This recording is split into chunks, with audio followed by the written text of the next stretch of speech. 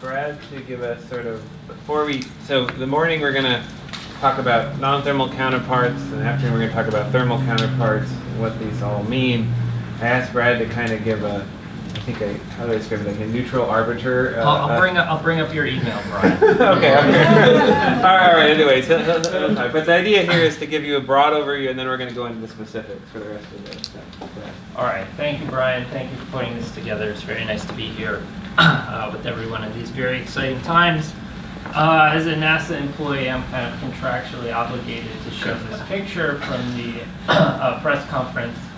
But like Brian said, I'm going to try, we've heard so far about the gravitational waves, the merger part, and everything that I'm going to try to present is to describe to you what's going on here. We actually spent some time in trying to get the color of this to match the color of the kilonova, the time evolution of all these things, so it looks a little silly, but we did put some time and effort into this. Okay. So here's the message that Brian sent me, and you can see, as he quoted here, a neutral arbiter. That was certainly what struck my attention. If I had been thinking perhaps a little more sanely, what would have struck my attention was the date, October 21st, which is my wife's birthday, but I was confused by other things, so here I am. And I thought, there must be like a really long German word to describe this, which I could only think of was like a trap presented as an opportunity. I couldn't actually find one. This is a real German word. It doesn't mean that whatsoever. It sounds like it could to me. So I'll break this down into kind of three parts. We have, non-thermal, thermal. I'll talk about the GRB, the kilonova, and the sort of late time X-ray and radio emission, and then hopefully we'll hear all of them in much more detail. But somewhat contrary to what we heard in our last talk, the first messenger from this event actually did not come 7 minutes after the merger time. It came about 20 seconds after the merger time, and it was a GRB detected by the gamma reverse monitor on the Fermi spacecraft.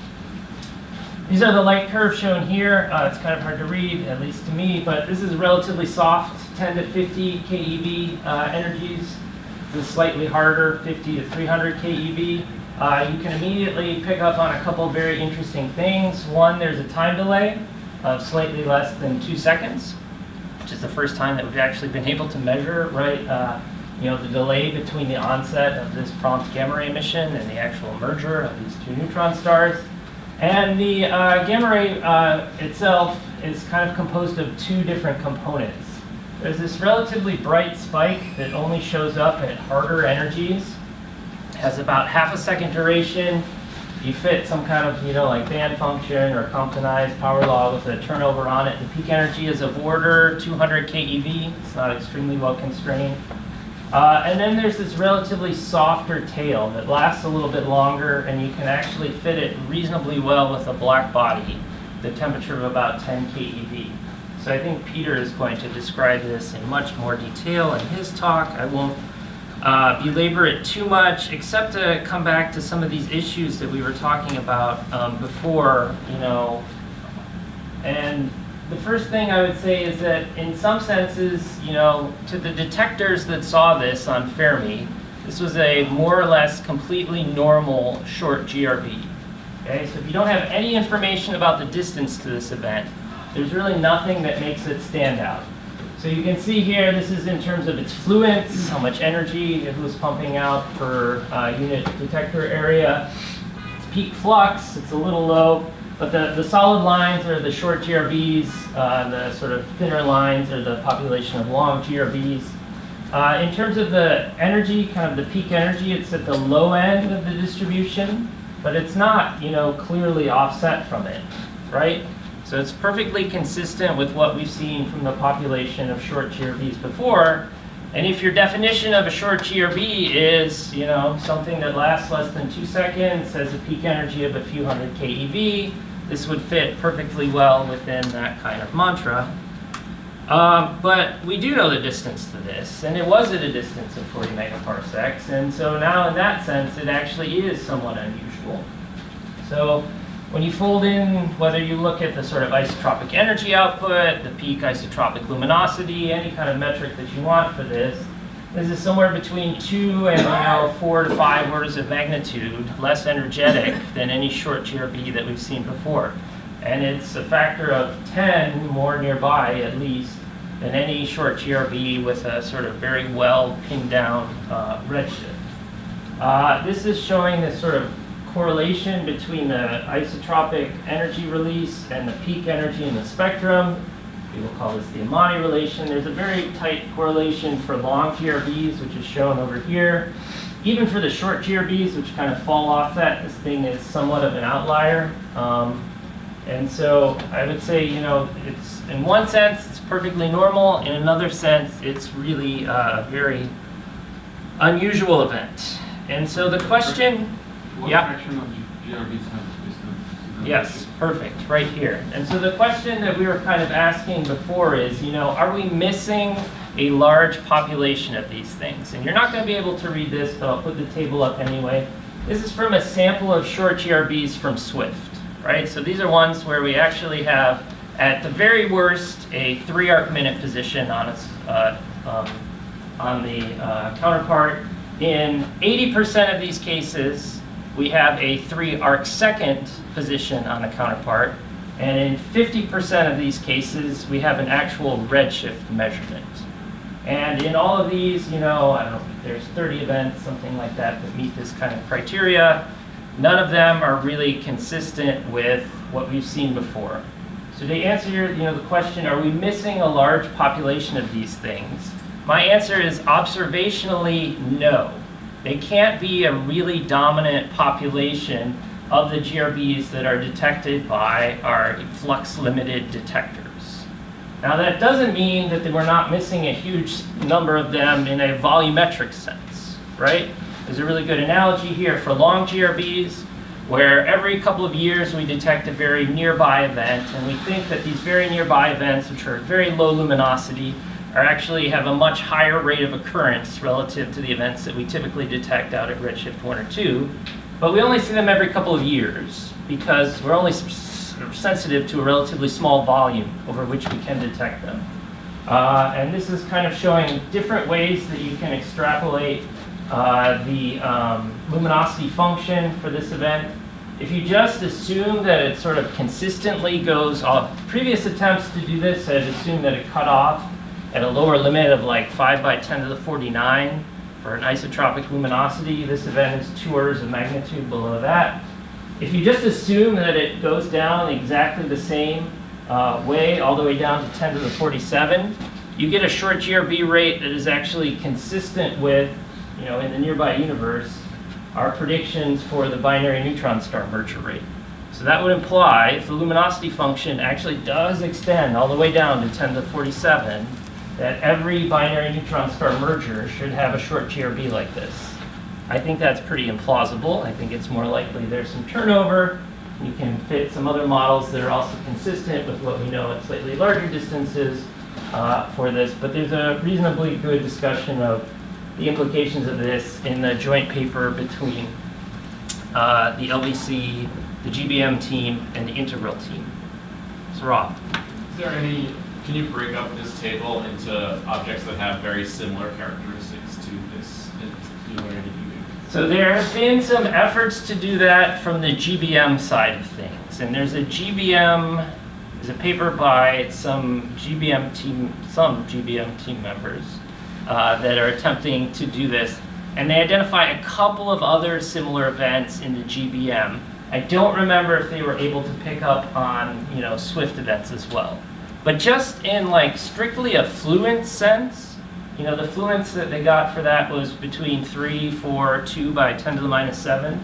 That's totally consistent with the distribution of these things. And again, it's a little softer than usual, but we don't really have a good peak measurement for the Swift sample because the bandpass is relatively narrow. So it's hard to say more than that, I guess. Yes? Has anybody worked out the statistics on the simple hypothesis that most of those are on-axis beamed but they happen to be being towards us, and therefore we see them at a great distance. Whereas this one, we're just seeing scattered light off axis. And worked out the statistics in what sense? Well, what we would expect for how many, and as a function of faintness, what the angular distribution might be, et cetera, et cetera, et cetera. If it's just pure scattering. So I think the hard thing is it depends a lot on what you assume for the structure of the jet. Whether you how wide open, how the opening angle of the jet, whether it's a uniform jet, the Lorentz factor is constant across the opening angle of the jet, or it has some structure to it. So I don't know of anyone who has done exactly that, but I think it would be a really model-dependent answer to give. Well, the simplest one is it's a narrow jet, and you have electron scattering, which is cosine theta. Yes, I don't know if anyone has done that. I don't remember. Right, yeah, I guess another way to ask that question is, your assumed luminosity function, is that based on some model for a narrow jet and scattered light? No. Okay. There's no assumptions on, the structure of the jet or anything like that. This is just observed luminosity independent of anything, just measured that. So you could have a different shaped luminosity function that might be consistent with this. Sure. Okay. I didn't want to go too much into that because I didn't want to step too much on Peter's toes, because I think he's going to talk about a lot of these things in much more detail. Some, Okay. Part 2, the kilonova. So the localization that we saw come in here, this is just another figure showing this, was remarkably small, only of order 30 square degrees. It came out about 5 hours, at least it came out to us, the observers, about 5 hours after the merger time. And I think a really important point here, just to impress on everyone, is that it's not just the sort of two-dimensional sky localization that mattered here and that made this a much easier job. It's the full three-dimensional localization that came with the distance observation. So this is showing, the sort of one sky degree and one distance measurement. And within that volume, sort of 30 square degrees and a distance of 40 megaparsecs, there are only of order 50 known galaxies that are within there. And galaxy catalogs are actually reasonably complete at this kind of distance. So the fact that this was at 40 megaparsecs made a huge difference in terms of the follow-up. It wasn't just the fact that it was relatively narrowly focused on the sky. And so it wasn't too long till after that, about 11 hours after the merger time, that the counterpart was discovered by the SWOPE telescope, the 1 meter 2 hemisphere collaboration in Chile. A variety of other facilities in Chile were all essentially doing more or less the same thing and found it at a very similar time. You have probably seen a lot of images that look like this, that are, there's kind of a faint fuzzy blob there, and there's a little faint thing sticking out there.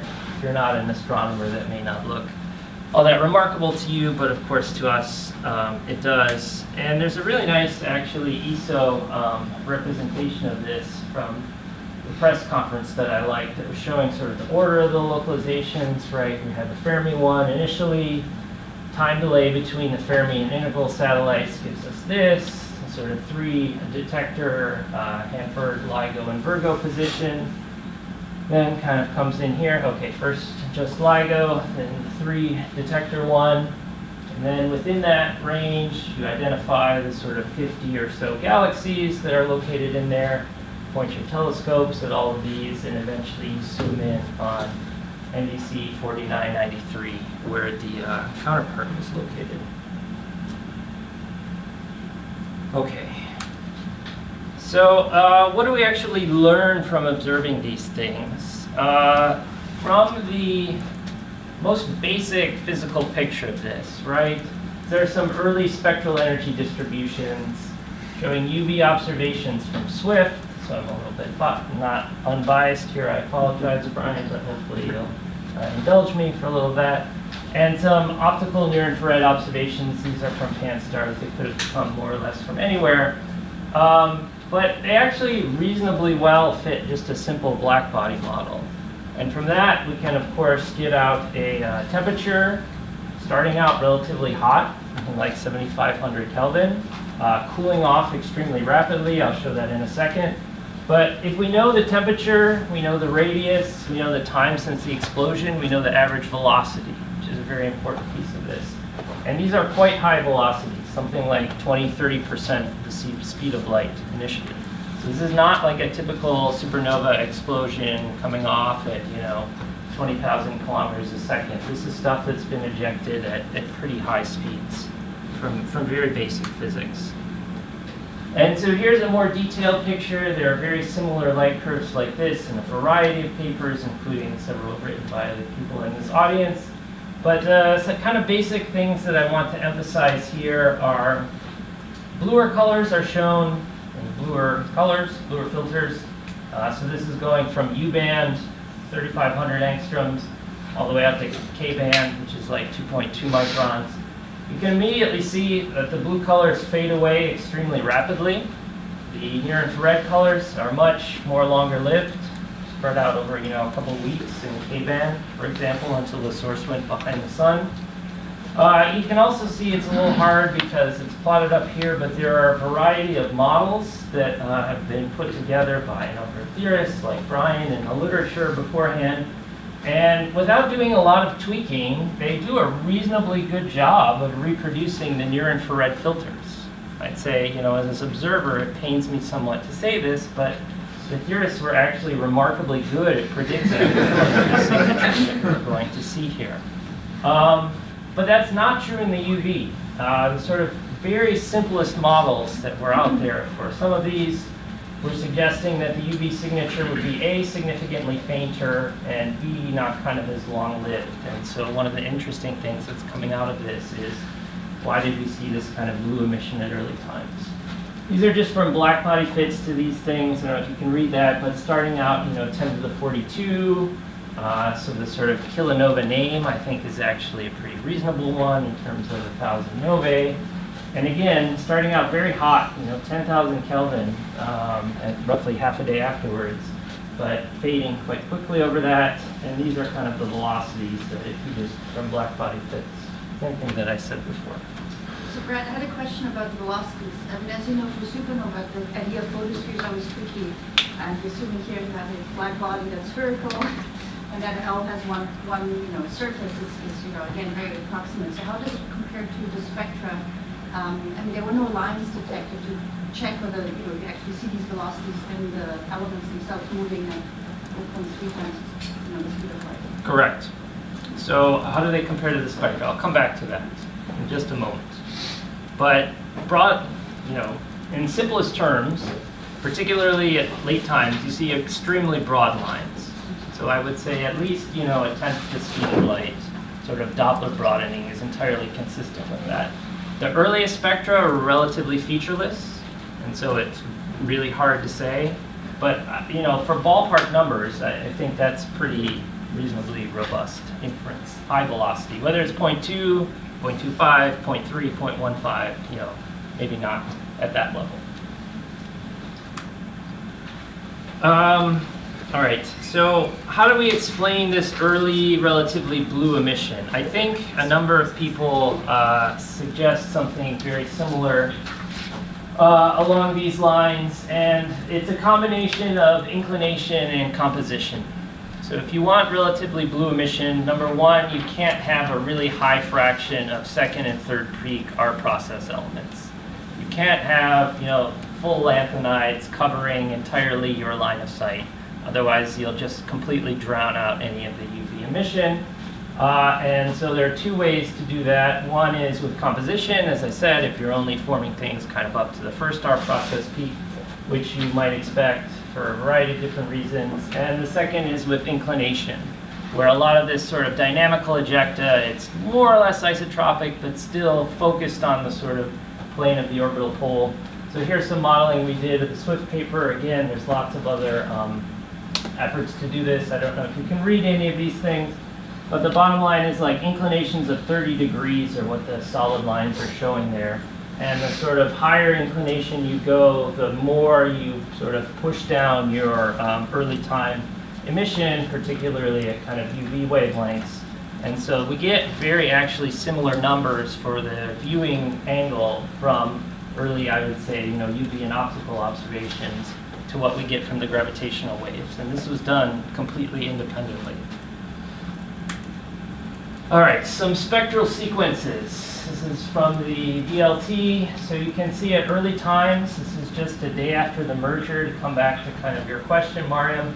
There's really not a lot of features going on here. Really broad thing, but there's not like the sort of typical supernova lines where you can actually get semi-reliable estimates of velocities, but over time you do start to see some features that are quite broad, tens of thousands of kilometers a second.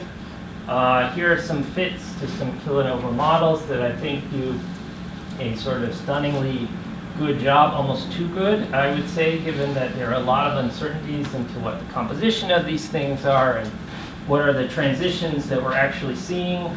We can say pretty robustly that these do not look like any known supernova that we've ever seen before. And you might say, well, this line right here at 1.2 microns looks like a helium line that we see in some supernova, but we don't see other ones that are out here at 2.2 microns whenever we see that line. So this is really something totally unique that I would say we have not seen before. But you have a question? I do have a, sorry, Sure. I was not committing to it. That's okay. Yeah, just going back to this question, Mariam asked about other measurements of the velocities from the spectra. Given that you expect to have such a high degree of line blending, how does that complicate any double checking you might try to do from these absorption features? Like, so you don't know if it's one line or several, or can you kind of safely assume that it's just due to one line? No, definitely not. I mean, I would say in terms of this, line identification is very challenging. That's my inference from all of this, right? I don't know if many of you have gotten this question, but the sort of really like overly critical people, I would say, is, you've been saying you've seen the formation of gold. Where are the gold lines in your spectra? Like, I think that's a little bit of a high bar here, but there have been some attempts, right, to fit some of these features to some of these lanthanide elements that are formed. Here's some of the modeling from Dan Cation's paper, where if you tweak the relative ratios of some of these lines, the spectral will look different. But this is all really degenerate, and I would say very early, and I think it's something hopefully Ryan will talk more about in his talk. Okay, good. So this is just sort of summary of this. Both the spectra and the photometry indicate high velocities. Okay, you can debate exactly what high velocities mean, but it's all there.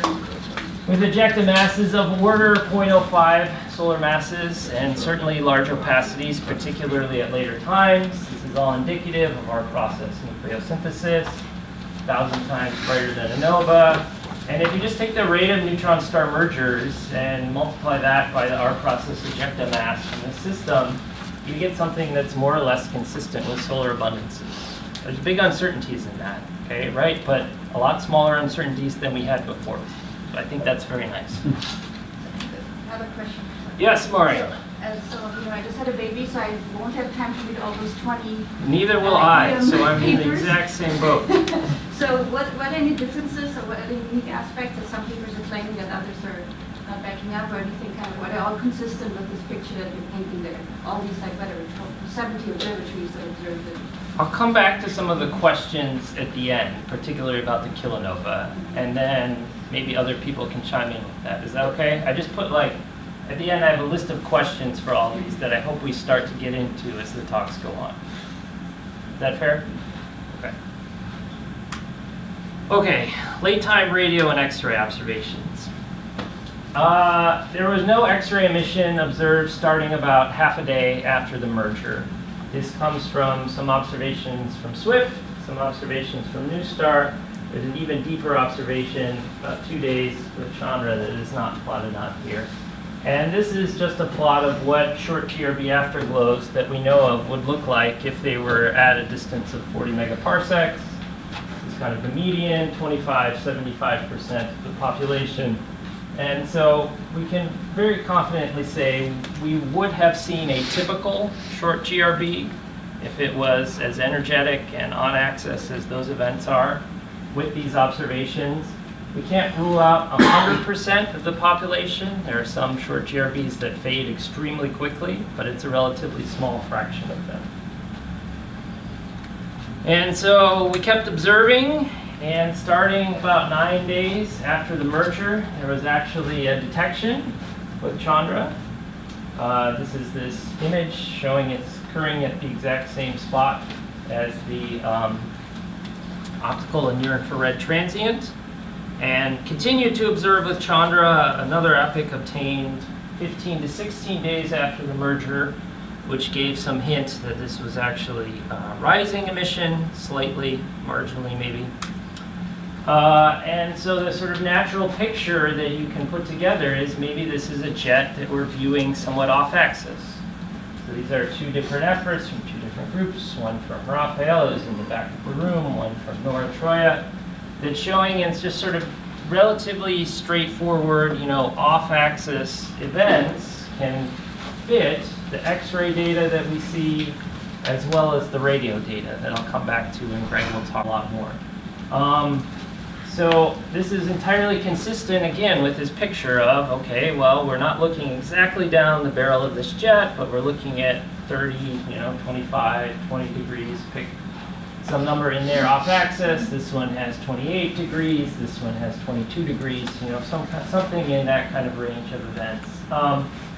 A couple things that I would point out about this is, one, that there are a really large number of free parameters in these fits and not a large number of data points, so there's significant amounts of degeneracies. So I would say, but nonetheless, it's sort of very consistent with this picture. And one other thing that I would say is that it's not entirely inconsistent either at this point with models where, instead of having an ultra-relativistic jet that's just pointed away from us, we have a much lower initial Lorentz factor jet that could be pointed slightly away from us or could be pointed towards us. It doesn't really matter. These Lorentz factors, this rise could be due to a longer deceleration time, and you might naturally expect one of these things in some of these cocoon models that I'm sure people will be talking about coming forward. Probably the ultimate arbiter of this is going to be the radio emission. This is a figure from Greg's paper here, where you can see the discovery of radio emissions starting 16 days after the merger. It's hard to see exactly on this projector, but the radio emission has kind of been steadily rising over the course of the sort of month or so after that. The nice thing about radio is that we can continue to observe, even though it's behind the sun for Chandra and Swift and other facilities. And you can see these are a variety of different models where we have, kind of like a typical off-axis GRB jet compared to one of these lower initial Lorentz factor events. They will predict different evolution in the radio over the course of the next few months, and maybe even into X-rays if you can kind of wait until it comes back from behind the sun. So I think we'll hear a lot more about that as well. Okay, so to finish up, some questions. What is actually causing the gamma rays here? One thing I would pose for the off-axis models that's a bit challenging is that depending on the jet structure, the gamma ray luminosity that you see falls off very rapidly as you get outside the jet. And so this would suggest that you need to be sort of just outside the opening angle of the jet in order to see the gamma ray emission, and then the off-axis sort of ultra-relativistic emission. That's certainly plausible, and maybe there's some jet structure that can account for that. But I think we need to think about going forward is, how do we explain not only sort of X-ray and radio emission, but the gamma rays at the same time.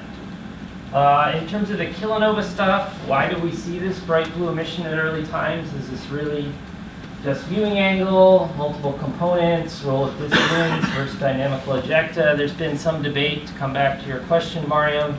Do we actually need two components to explain all the observed properties? Can we get away with just an early blue event, or do we need an early blue and a late red? There's a lot of papers discussing some of these things that I've seen. Again, the sort of question of the late time, and how do we fit all of this into one picture, I think is going to be pretty interesting going forward. So I'll finish there and take any questions.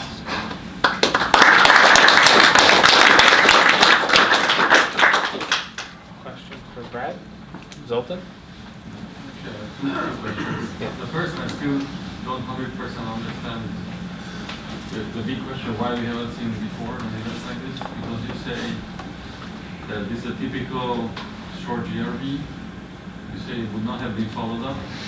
Then there's this table which says most of the typical short GRBs have accurate localization and redshift. So I'm just missing something. Sure. So the GRB was detected by Fermi. And Fermi detects a factor of, I think, 3 to 4 more short GRBs than SWIFT per year. But their localizations are not very good. Like this one initially was 1,800 square degrees. Those will not be followed up. These are all SWIFT GRBs, which it was got a good localization from the gamma rays initially, an even better localization from the X-rays. So this is a subsample of the short GRBs, but it's relatively unbiased. How big is this sample? Pardon? How big is It's this? 30%. This is 30 events, and yeah, it's roughly 30% of the total sample. But there's nothing obvious to me that would suggest it should be dramatically different from the Fermi sample. Chad? A follow-up question, I mean, is there some threshold SWIFT to look at that could be telling some other story? Yes, and we look at SWIFT subthresholds, like they look at Fermi subthreshold events. And for whatever reason, probably because we don't understand our noise properties extremely well, when we dial down the threshold and chase after events, we really, the vast majority of these we think are actually noise. And so we're really struggling in filtering out real subthreshold events from noise subthreshold events. I think Mariam first. So 2 years ago, I think there was another or somewhat much less convincing claim of a kilonova with a short GRB based on our 2 data points, including HST that showed the red data. So how does that compare to the actual observed one? So it's plotted right there. You can't read it at all. But that one from 2013 is reasonably consistent with the near-infrared signal that we get from GW 170817. It's a little, reasonably this is a big paper. There are some that are, some claims that I would say were less well-founded that are quite different, but it's within the ballpark. Jules? So if this event had been in the SWIFT bat field of view, would have SWIFT bat have detected it based on the GBM flux and spectrum? Yes, so just something I should have reiterated. I mean, Fermi triggered on this event online, and Fermi and SWIFT sensitivities for short GRBs are to 0th order comparable. And so if this had been, it was actually, SWIFT was operating, but it was behind the Earth at the time. So it wasn't just that it wasn't in our field of view, it was completely blocked from us. But yes, SWIFT would have triggered on this. Would it have been able to detect it in X-rays? That's a really good question. We don't know. We don't have any X-ray observations at half a day. Yeah. But So has SWIFT had any short GRBs that it did not detect with X-rays? a order, for the ones that it can respond promptly to, it detects X-ray afterglows for something like 80%, depending on how exactly you define your sample. 80 to 90%. There are some, but they're rare. Jerry? Do any of these detectors have any capacity for polarization?